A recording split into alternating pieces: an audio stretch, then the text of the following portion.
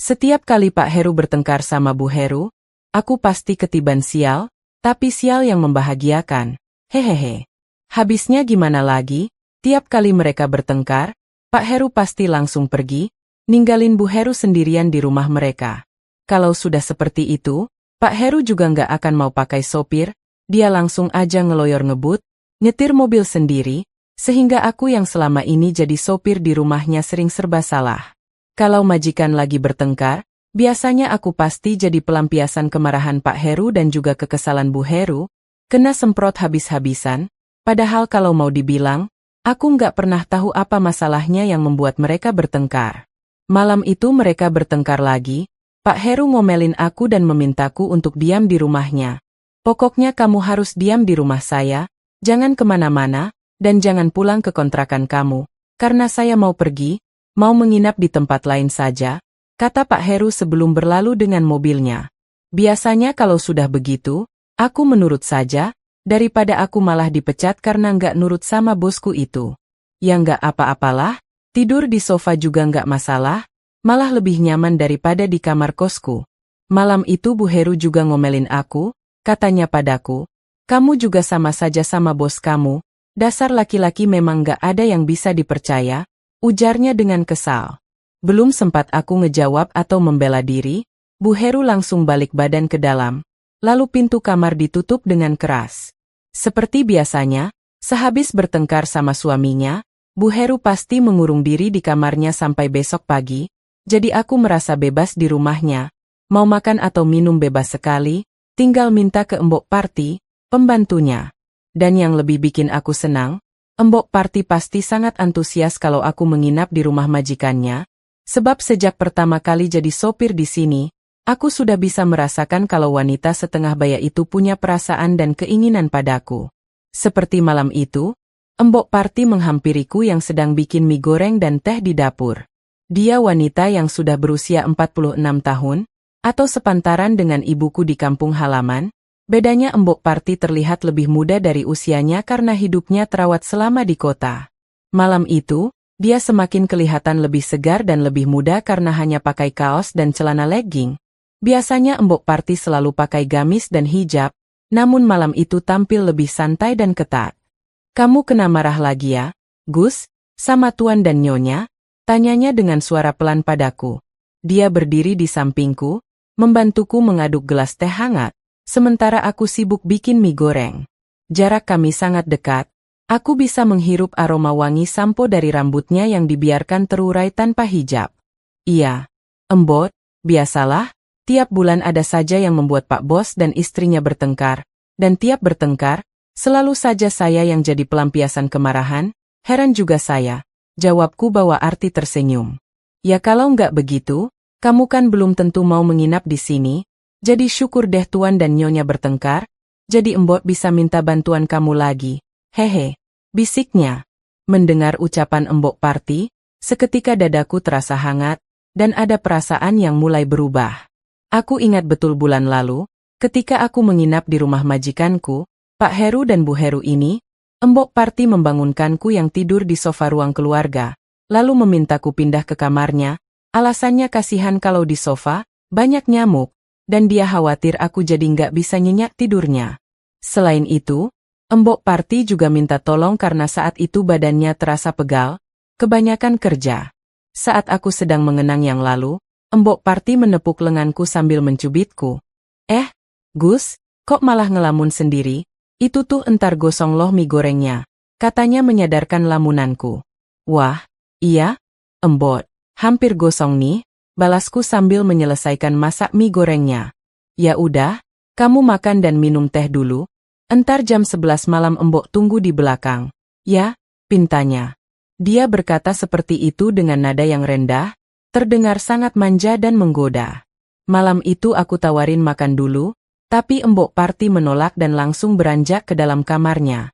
Sudah jam 10.30 malam itu, aku makan mie goreng dan minum teh hangat di meja makan dapur. Sambil makan, jantungku mulai berdebar, sebab pandanganku malah tertuju ke arah kamar pembantu. Kebetulan kamar Mbok Parti berada di dekat dapur, dan sepertinya dia sengaja tidak menutup pintu. Dari celah yang sedikit terbuka, Aku bisa melihat dia bergerak mengganti pakaiannya. Santai sekali. Embok Parti melepaskan semua dan mengenakan daster pendek yang longgar, lalu rebah di pembaringan. Aku hampir tersedak melihat kaki Embok Parti dari celah pintu yang sengaja dibiarkan sedikit terbuka. Segera saja kuhabiskan mie goreng dan teh hangatku, lalu beranjak ke kamar mandi belakang. Ya, sejak dulu aku harus mandi malam sebelum tidur, biar bisa lebih segar dan bisa nyenyak tidurnya. Sambil bersenandung, aku membayangkan Embok Parti yang sudah menunggu. Sudah nggak sabar, lama banget sih.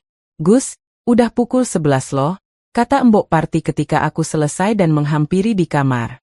Iya, Embok, maaf, saya nggak terbiasa kalau tidur nggak mandi. Kalau gini kan terasa segar, jawabku. Embok Parti tersenyum manis, ia beranjak menyambutku, lalu seketika lampu kamar dipadamkan. Benar juga, Gus, kalau mandi malam pasti lebih segar.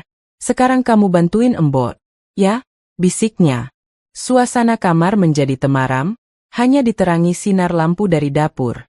Sejenak hening, Embok Parti menutup pintu, lalu bersandar di daun pintu sambil menarik tanganku, berhadapan dengannya. Jiwa mudaku seketika bergejolak, senyuman dan sentuhan lembutnya membuat dadaku menghangat. Jarak di antara kami perlahan mulai terkikis. Semakin dekat, Embok Parti menarikku makin dekat. Kamu harus banyak sabar. Ya, Gus, kerja di sini memang susah-susah gampang, bisiknya. Embok Parti menceritakan tentang Pak Heru dan Bu Heru, majikan kami yang kupikir agak aneh itu. Sambil berbincang tentang rumah tangga majikan, Embok Parti mulai menuntun diskusi kami. Di belakang pintu, Embok Parti mulai membuka semua cerita tentang rumah tangga majikan kami. Pak Heru berusia 40 tahun dan Bu Heru berusia 34 tahun. Mereka sudah 12 tahun menikah tanpa anak. Kehidupan mereka selama ini harmonis dan bahagia. Pak Heru merupakan pengusaha sukses di kota ini.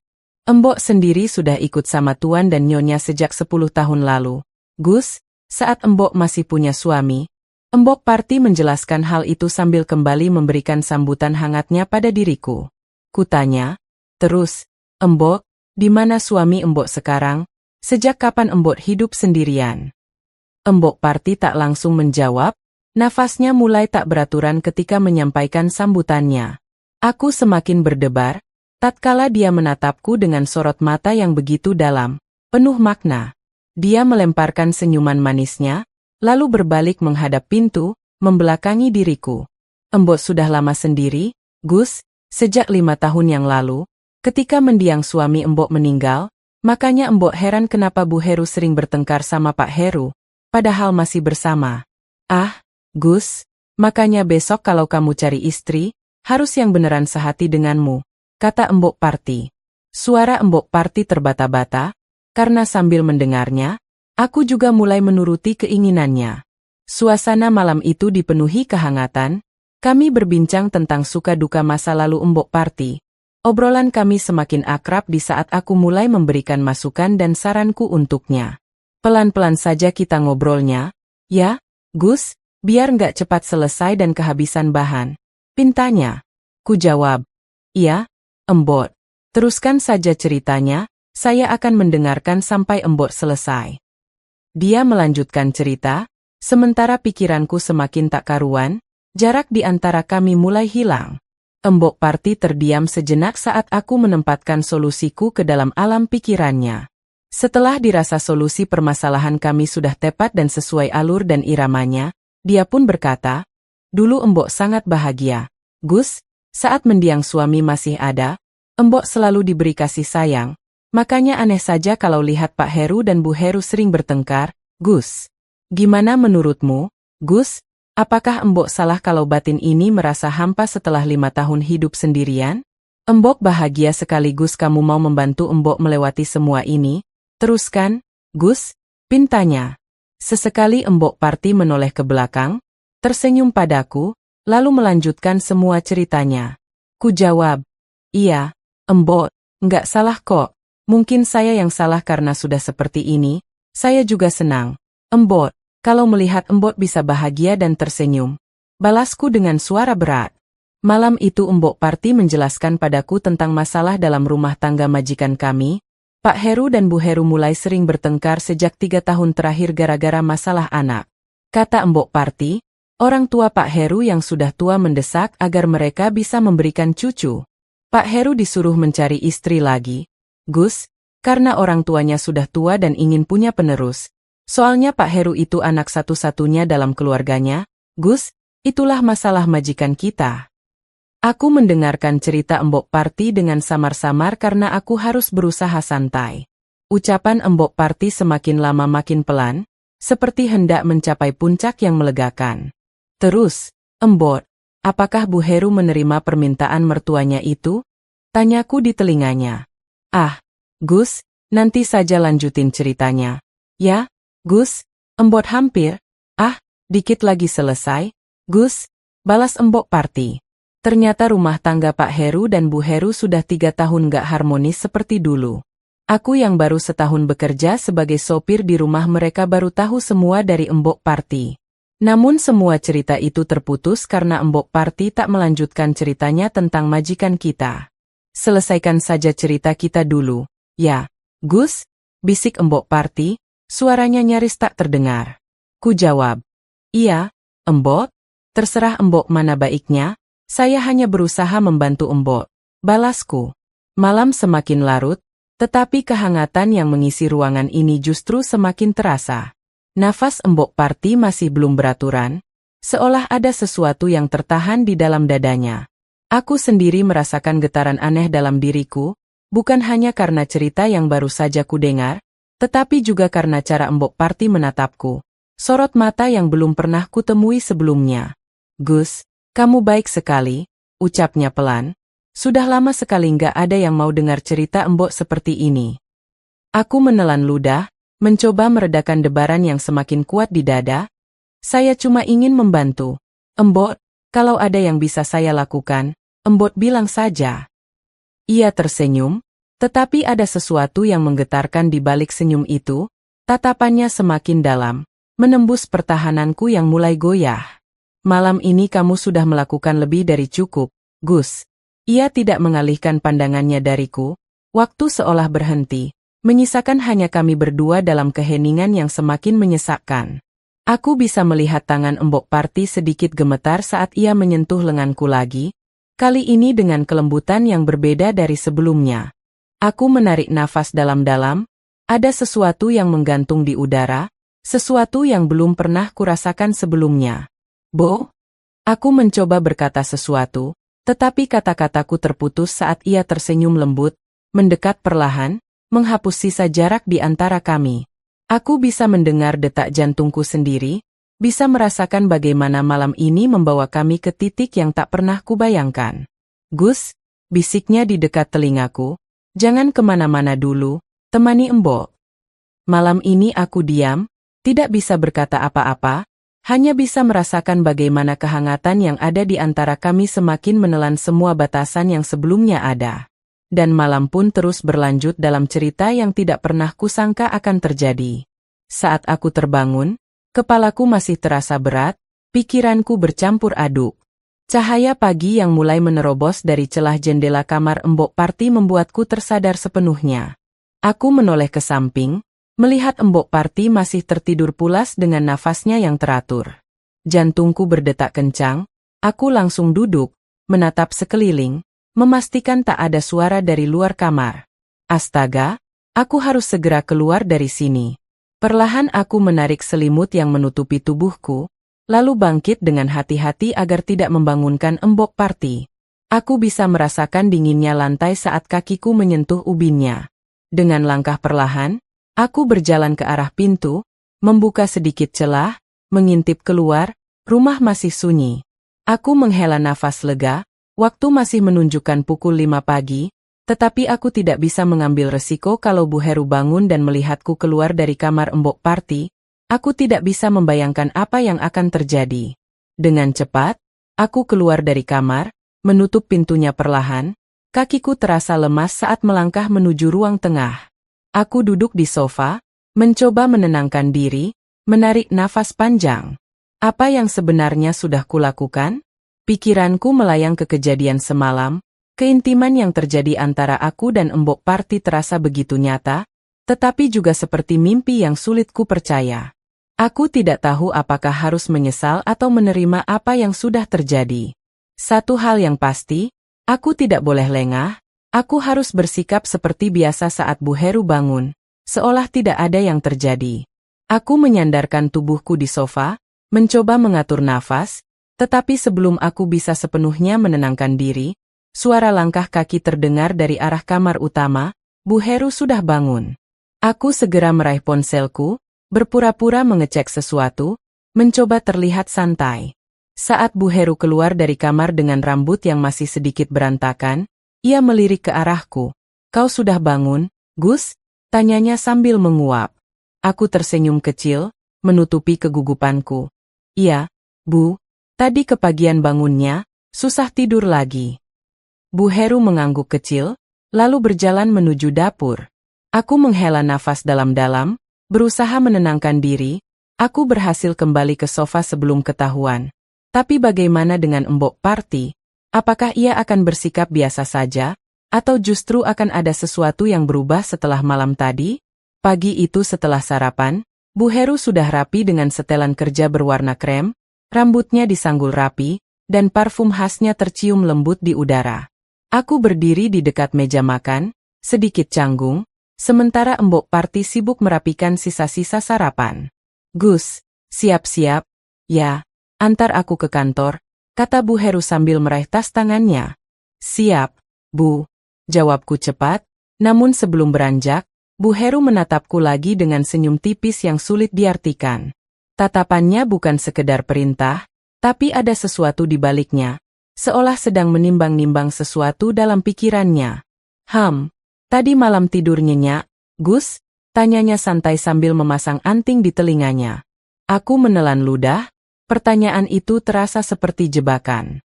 Aku melirik sekilas ke arah Embok Parti, yang tiba-tiba terlihat lebih sibuk dari biasanya, pura-pura mengelap meja yang sebenarnya sudah bersih. Iya, Bu, lumayan," jawabku sekenanya. Bu Heru tersenyum lagi, lalu menatap Embok Parti. "Embok juga tidur nyenyak, kan?" tanyanya pelan, seakan menggoda. Embok Parti tersentak, lalu buru-buru mengangguk. "Iya, Bu, alhamdulillah tidur nyenyak," jawabnya, tapi suaranya terdengar lebih kecil dari biasanya. Aku bisa merasakan ketegangan di ruangan ini.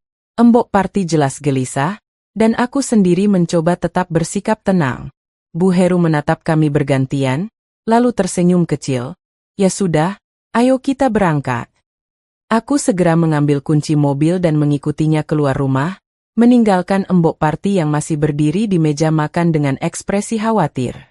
Dalam perjalanan menuju kantor, Bu Heru duduk di jok belakang seperti biasa, tapi kali ini suasananya terasa berbeda. Biasanya dia sibuk dengan ponselnya atau membaca dokumen, tapi pagi ini dia hanya diam, sesekali melirik ke arahku dari kaca spion tengah. Setelah beberapa menit hening, dia akhirnya bersuara, "Gus, kamu udah betah kerja di sini?" tanyanya, nada suaranya lembut tapi penuh arti. Aku mengangguk sambil tetap fokus ke jalan. "Iya, Bu, saya betah." "Bagus," katanya, lalu terdiam sebentar sebelum melanjutkan. "Embok Parti orangnya baik, ya?" Aku langsung merasa tenggorokanku kering. Aku harus sangat hati-hati dalam menjawab ini. "Iya, Bu. Embok Parti sudah kayak ibu sendiri di rumah," jawabku semen mungkin. Bu Heru tersenyum tipis, lalu mengangguk pelan. Bagus kalau begitu." Setelah itu, dia kembali diam. Aku tidak tahu apakah dia benar-benar hanya bertanya biasa, atau dia sedang menguji sesuatu, tapi yang jelas, perjalanan pagi ini terasa lebih panjang dari biasanya, dan di dalam hatiku, aku mulai bertanya-tanya, apakah Bu Heru sudah tahu sesuatu? Aku semakin gelisah mendengar ucapan Bu Heru. Sepanjang perjalanan suasana dalam mobil terasa semakin berat. "Jadi, Pak Heru sudah menikah lagi, Bu?" tanyaku, berusaha memastikan. Bu Heru mengangguk pelan, matanya menatap keluar jendela. "Tanpa sepengetahuanku, dia menikahi perempuan muda di luar kota, semua diatur oleh keluarganya," katanya dengan suara penuh emosi yang tertahan. Aku bisa merasakan kemarahan dan kekecewaan dalam nada suaranya. Lalu, Bu Heru mau membalasnya? Tanyaku ragu. Dia tersenyum tipis, tatapannya beralih padaku melalui kaca spion tengah. Aku hanya ingin keadilan, Gus, katanya dengan nada yang sulit ditebak. Dan nanti malam, aku ingin kamu mendengarkan rencanaku. Jantungku berdetak lebih cepat. Aku tidak tahu persis apa yang ada di pikiran Bu Heru, tapi nada bicaranya terdengar serius. Ketika kami sampai di depan kantornya, dia membuka pintu mobil, lalu menatapku sekali lagi sebelum keluar. Jangan pulang dulu, malam ini setelah mengantar Pak Heru, aku akan menunggumu. Aku hanya bisa mengangguk, menyembunyikan kegelisahan yang semakin menguasai pikiranku. Ketika mobil melaju kembali ke rumah, pikiranku terus berputar. Apa sebenarnya yang diinginkan Bu Heru? Setelah kembali ke rumah majikan, aku melangkah masuk. Aroma masakan dari dapur menyambutku, bercampur dengan kehangatan khas rumah. Embok Parti sudah menungguku di ruang tengah. Senyumnya mengembang seperti biasa. Sudah pulang, Gus? Capek? Ya? Sini. Embok bikinin teh dulu, katanya dengan suara lembut, matanya berbinar penuh arti. Aku mengangguk, melepas jaket dan duduk di sofa. Pak Heru nggak pulang? Ya, Embok? Tanyaku, berusaha mengalihkan pikiranku dari kejadian pagi tadi dengan Bu Heru. Embok Parti menggeleng pelan. Ya, kayaknya nggak bakal pulang malam ini. Biasanya kalau ada urusan penting, Pak Heru nginep di luar, tapi Bu Heru juga belum pulang, kan? Aku menghela nafas, teringat pesan Bu Heru tadi pagi. Ya, Bu Heru juga ada urusan. Dia minta aku nunggu di rumah nanti malam. Embok Parti menatapku dengan sorot mata tajam. Seolah membaca sesuatu dari raut wajahku, dia lalu tersenyum kecil, meletakkan cangkir teh di atas meja.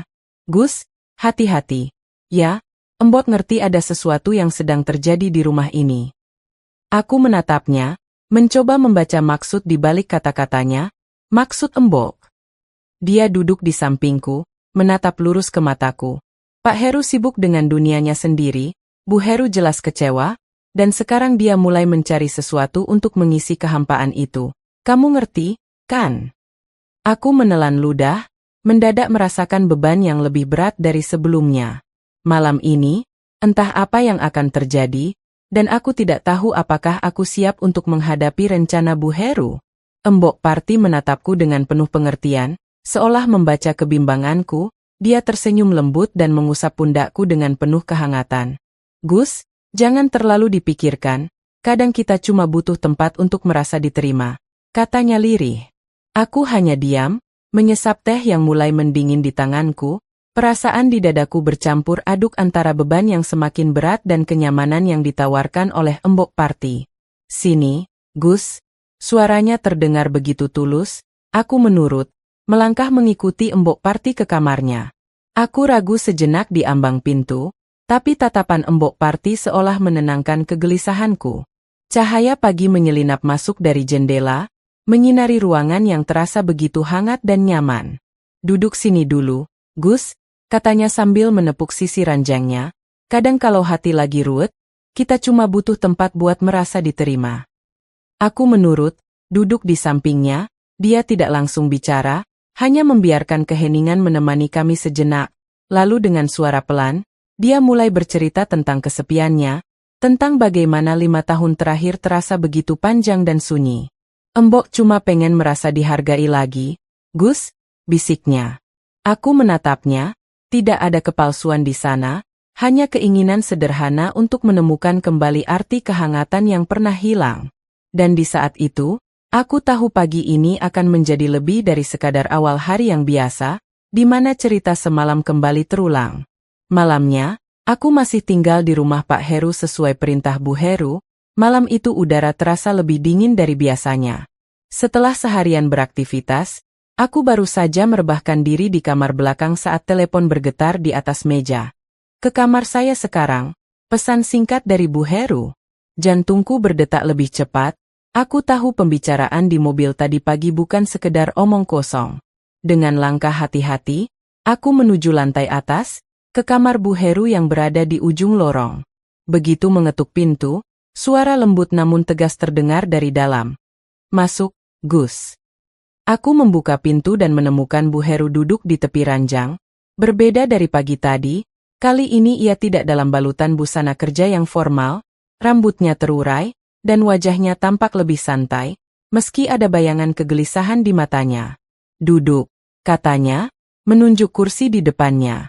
Aku menurut, duduk dengan punggung tegak. Suasana di dalam kamar begitu hening, hanya terdengar suara AC yang berdesir pelan. Bu Heru menghela nafas sebelum mulai bicara. Aku nggak bisa terus-terusan seperti ini, Gus, aku capek. Aku menunggu kelanjutannya. Pak Heru sudah menikah lagi, aku sudah tahu sejak lama, tapi aku diam, berharap dia sadar sendiri dan kembali ke rumah ini. Tapi sekarang aku sadar kalau diam saja nggak akan mengubah apapun. Aku menelan ludah, mulai paham kemana arah pembicaraan ini. Aku ingin membuatnya merasakan hal yang sama, Gus. Matanya menatapku lurus, seolah menunggu reaksiku. Aku tak langsung menjawab, suasana hening kembali menyelimuti ruangan. Maksud ibu? Tanyaku akhirnya. Ia tersenyum kecil, lalu berdiri dan berjalan ke arah jendela, menatap keluar ke pekarangan rumah. Aku ingin membalasnya, Gus, tapi bukan cuma sekedar balas dendam, aku ingin merasa dihargai lagi. Merasa diinginkan. Aku menelan ludah lagi, merasa malam ini akan menjadi titik yang mengubah segalanya. Aku terdiam sesaat, mencoba mencerna kata-kata Bu Heru, tatapannya masih tertuju keluar jendela, seakan tengah berbicara dengan dirinya sendiri. Aku selalu berpikir kalau aku bisa punya anak, mungkin semuanya akan berbeda, Gus, katanya dengan suara lirih. Mungkin Pak Heru nggak akan mencari wanita lain. Mungkin pernikahan kami masih bisa diselamatkan. Aku menelan ludah, berusaha tetap tenang, meski dadaku berdegup kencang. Tapi aku nggak bisa sendiri. Lanjutnya, kini menatapku, aku butuh seseorang yang bisa membantuku mewujudkan itu. Aku merasa udara di kamar ini semakin berat. Aku ingin memastikan aku tidak salah paham. Ibu, apa maksudnya saya? Tanyaku hati-hati. Ia tidak langsung menjawab. Senyumnya tipis, tapi matanya penuh keyakinan. Aku sudah memikirkannya, Gus, aku butuh seseorang yang bisa kupercaya. Seseorang yang tidak hanya sekedar hadir, tapi juga bisa menjadi bagian dari hidupku, dan anakku nanti. Aku menarik nafas panjang, aku bisa merasakan arah pembicaraan ini semakin dalam. Aku tahu jika aku menjawabnya sekarang, tidak akan ada jalan kembali. Aku menatap Bu Heru dalam-dalam, mencoba mencari kepastian di matanya, tapi yang kutemukan hanyalah kehangatan. Sesuatu yang selama ini mungkin tersembunyi di balik sikap tegas dan anggunnya. Gus, kamu mengerti maksudku, kan? Katanya, suaranya lebih lembut dari sebelumnya. Aku mengangguk pelan, meskipun di dalam hati ada pertarungan besar yang terjadi. Aku tahu ini salah, tapi juga tak bisa menyangkal bahwa sejak awal aku sudah terpesona oleh pesonanya. Bu Heru melangkah mendekat, lalu duduk di sofa di hadapanku. Jarak di antara kami terasa begitu tipis, seolah hanya menunggu waktu untuk melebur. Ia menghela nafas panjang sebelum akhirnya berkata dengan suara lirih. Aku hanya ingin merasakan kebahagiaan itu, Gus, walau hanya sekali. Aku tak bisa menjawab dengan kata-kata, aku hanya bisa menatapnya, dan ketika tangannya perlahan menyentuh tanganku, aku tak punya keberanian untuk menolaknya. Malam itu, waktu terasa berjalan lambat, tidak ada kata-kata yang perlu diucapkan, hanya ada kehangatan yang mengisi ruang di antara kami, membungkus semuanya dalam kesunyian yang penuh makna. Aku tahu setelah malam ini segalanya akan berubah, tapi untuk saat ini, aku hanya ingin menghidupkan momen ini bersama Bu Heru. Kami berdua tenggelam dalam kebersamaan yang begitu lembut. Seakan dunia di luar sana menghilang di balik dinding rumah yang selama ini dipenuhi ketegangan dan kebisuan. Untuk pertama kalinya, ada kehangatan yang nyata, malam yang tak terlupakan. Malam itu seakan waktu tak mengenal batas, di antara gemerlap lampu temaram dan hembusan angin lembut dari jendela yang sedikit terbuka. Aku dan Bu Heru larut dalam kebersamaan yang begitu intens. Setiap tatapan matanya mengandung keinginan yang tak terucapkan. Setiap sentuhan terasa penuh arti, kehangatan yang menyelimuti kami seolah menjadi jawaban dari segala keraguan. Satu momen berganti ke momen berikutnya, seiring malam yang terus berlanjut, Kami tenggelam dalam putaran waktu, mengulang dan mengulang, seakan ingin memastikan bahwa malam itu benar-benar terpatri dalam ingatan. Hingga akhirnya, ketika pagi mulai merayap di balik tirai kamar, hanya keheningan yang tersisa, nafas kami masih terengah, tapi di dalam hati, ada sesuatu yang telah berubah. Kami tahu ini bukan sekedar malam biasa, ini adalah malam yang akan selalu kami kenang, sekaligus menjadi titik balik dari semuanya. 2 tahun kemudian, waktu terasa begitu cepat. Semua yang terjadi malam itu kini telah menjadi kenangan yang tersimpan rapi di sudut hati. Bu Heru dan Pak Heru yang dulu diambang perpisahan kini telah menemukan kembali kebahagiaan mereka. Seorang bayi laki-laki yang kini berusia 1 tahun menjadi pusat kebahagiaan mereka, membawa cahaya baru dalam rumah tangga yang dulu hampir retak. Sementara itu, Embok Parti pun telah menemukan kebahagiaannya sendiri. Ia memilih pulang ke kampung halamannya dan menikah dengan seorang duda kaya yang menyayanginya. Kini ia hidup damai, bahkan telah dikaruniai seorang anak dari pernikahannya yang baru. Sedangkan aku memilih untuk melanjutkan kehidupanku di kota lain. Di usiaku yang kini 22 tahun, aku memulai lembaran baru sebagai sopir pribadi seorang wanita bernama Bu Ratna. Ia seorang perempuan berusia 40 tahun, berwibawa, baik hati, dan tak kalah cantik dengan Bu Heru. Aku tak tahu apa yang akan terjadi ke depannya, tapi satu hal yang pasti, hidup selalu memiliki cara tersendiri untuk membawa kita pada petualangan baru yang tak terduga.